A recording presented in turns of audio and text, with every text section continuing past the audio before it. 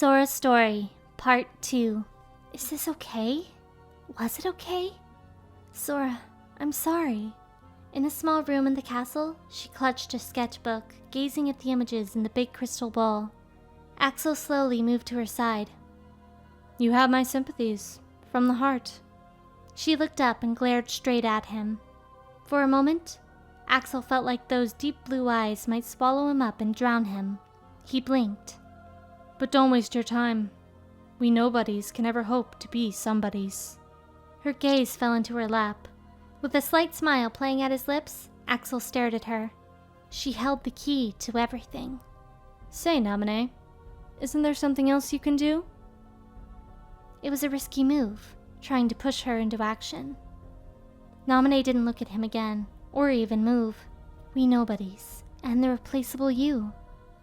How much of it is lies, and how much is true? I'm not even sure anymore myself.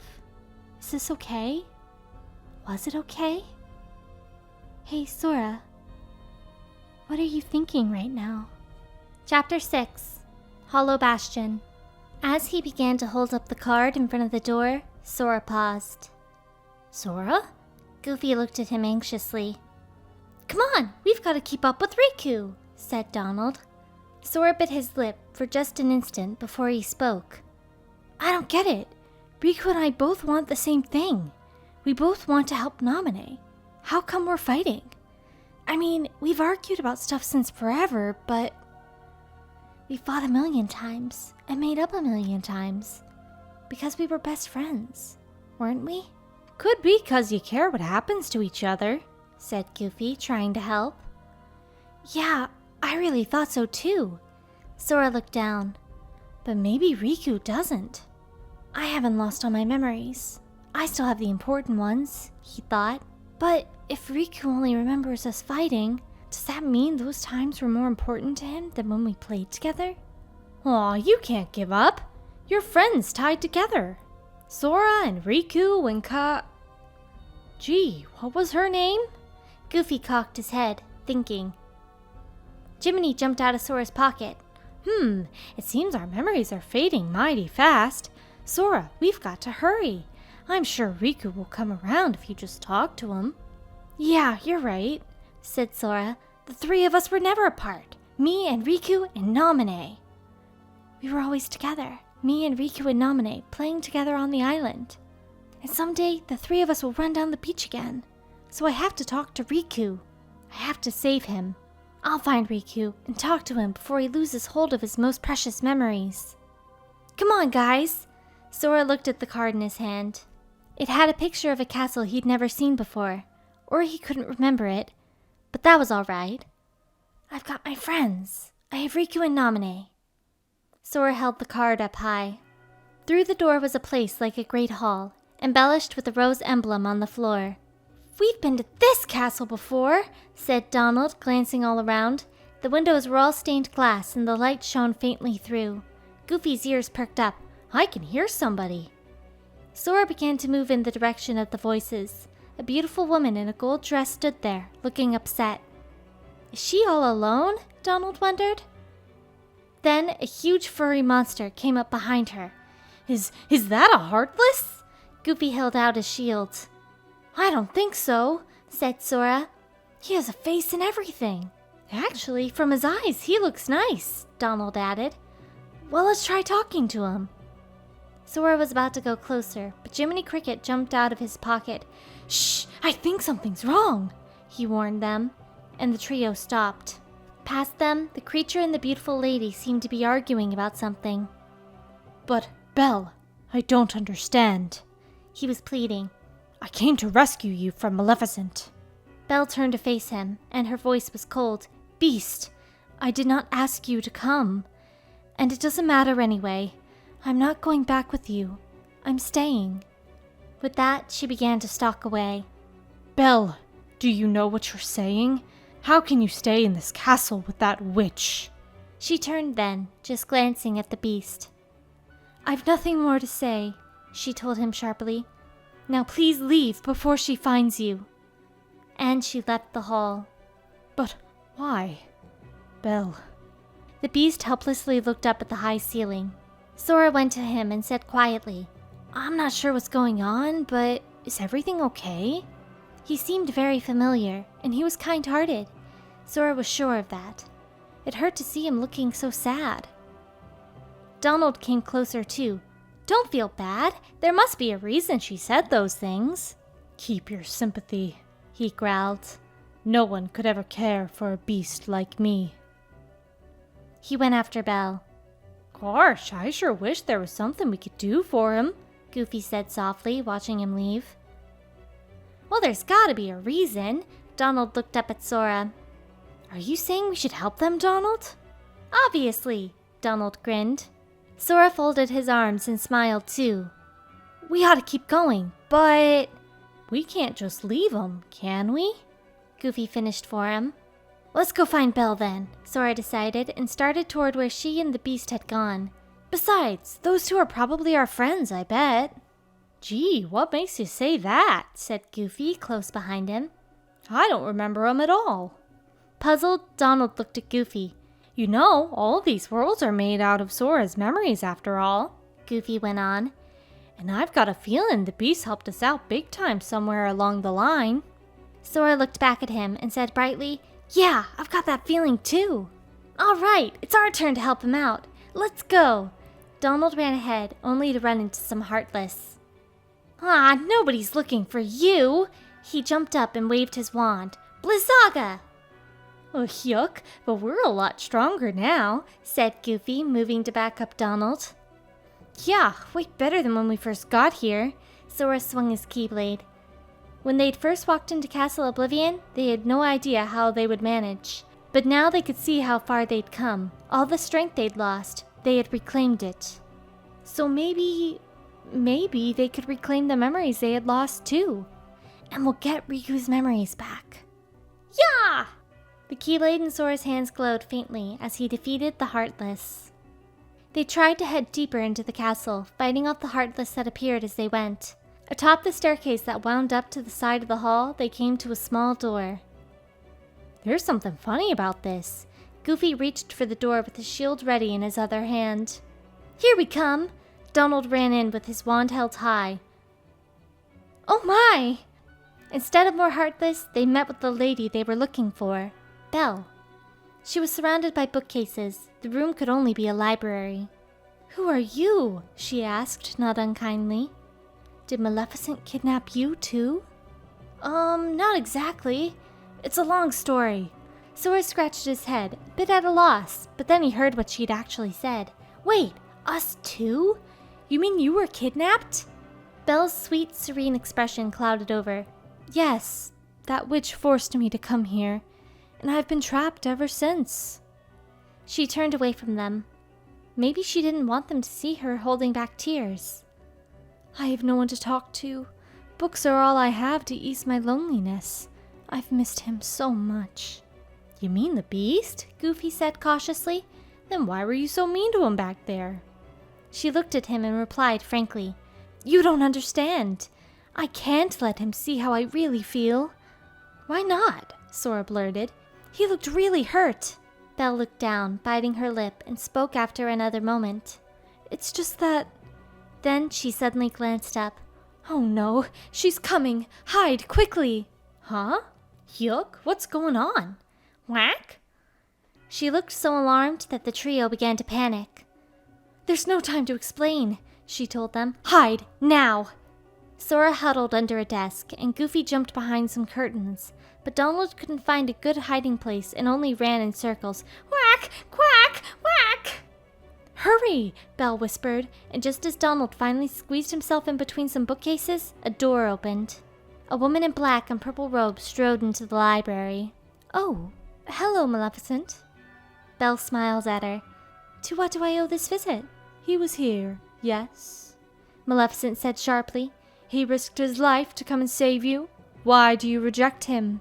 She took a step closer to Belle, looming over her. "I won't ask for his help." Maleficent peered closely at Belle. "Oh, and why is that?" "You know very well why," said Belle, nearly shouting at her. "I'm not going to fall into your trap." Maleficent gave her a cruel smirk. Then I suppose I have no choice but to make you beg for his help. With the wave of the staff in her hand, Maleficent and Belle vanished into thin air. Belle? Sora and the others jumped out of their hiding places, but there wasn't a trace of her. What do we do, Sora? Donald looked up at him, flailing. Help her, of course, Sora replied. What else? Donald and Goofy nodded to him, and they dashed out of the library. They ran through chamber after chamber and came at last to a soaring chapel, where they found Maleficent and Belle facing each other. What are you waiting for? Maleficent taunted. Call to him. No, I won't let you hurt him. At Belle's refusal, she raised her staff. Then I shall make you scream, and the fool will come running the moment he hears your cries. As she was about to swing it and no doubt release some terrible magic, the trio ran in to stand in front of Belle. Enough! Sora shouted. Oh? Maleficent raised her eyebrows at the sudden intruders. Sora held the keyblade ready. The beast isn't the only one you have to deal with. Begone, boy. You have no business here. Unless, of course, you wish to join in the screaming. Perfect. Shrieks of terror ringing out in chorus. What better way to draw the brute to me? Maleficent stared down at him, and Sora glared back. Then a growling voice came from behind Belle. Don't trouble yourself. Beast! Belle whipped around to see him there, and he began to stalk closer, but she stopped him. No, you mustn't! I told you to leave this place. Leave me alone. I never want to see your face again! And she turned her back on him again. Belle. He grimaced as if in physical pain. But from where Sora and the others were standing, they could see Belle's face contort in sadness, too. All right, said the beast, sounding resigned. If that's how you feel, I understand. But that's... Sora started, and Goofy clamped a hand over his mouth. He wriggled free. Hey, what was that for? Just let him be, Goofy whispered to him. The beast spoke slowly. My hideous form is punishment for being a selfish prince, unable to love. I was made into a monster, loved by no one, and I only became more selfish. Until I met you, Belle. A soft smile came to his frightening face. You are the only one who accepted me. Little by little, you warmed my cold, twisted heart. The memories of our days together are the most precious to me. Belle turned to him again, looking as if she might cry. So, I'm sorry, but I can't leave you here, even if you hate me for it. Consider this my final selfish act. Oh no, beast! Behind her, Maleficent let out a terrible cackle. Well, well, I never dreamed such ugliness could hide so beautiful a heart. This calls for a change of plan. Beast, I shall claim your heart instead of Belle's. She swung her staff. Look out! Called Sora, but the beast didn't move an inch. Purplish light blasted from Maleficent's staff, a beam heading straight for the beast. No, please! Belle jumped in front of him to take it. Oh? Belle! Struck by the purple light, Belle collapsed unconscious into the beast's arms. A heart growing beautifully rose from her chest. So much for the change of plan. Belle's heart it is, after all. It seems her cold words spoke little of her true feelings. Her heart floated up over Maleficent's head. Ha! She loves you, beast. I can feel it shining in her heart. You fiend! Give her heart back! The beast lunged to attack Maleficent, but darkness covered the chapel, and then she was gone.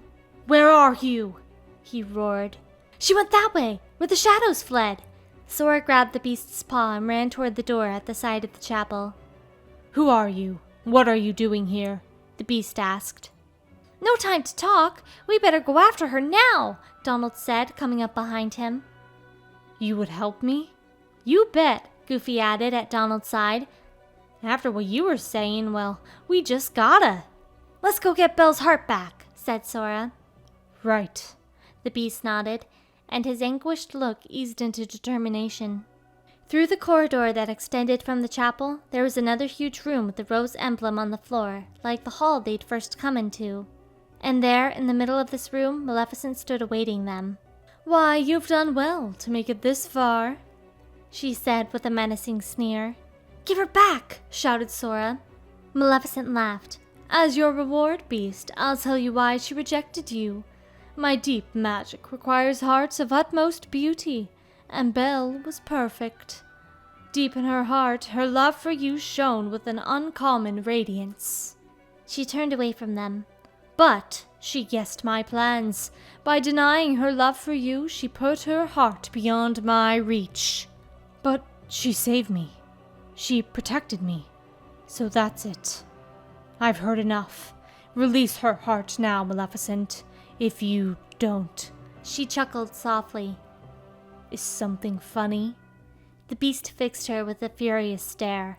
Don't you realize why I'm telling you all this? Did you think it was out of kindness? No.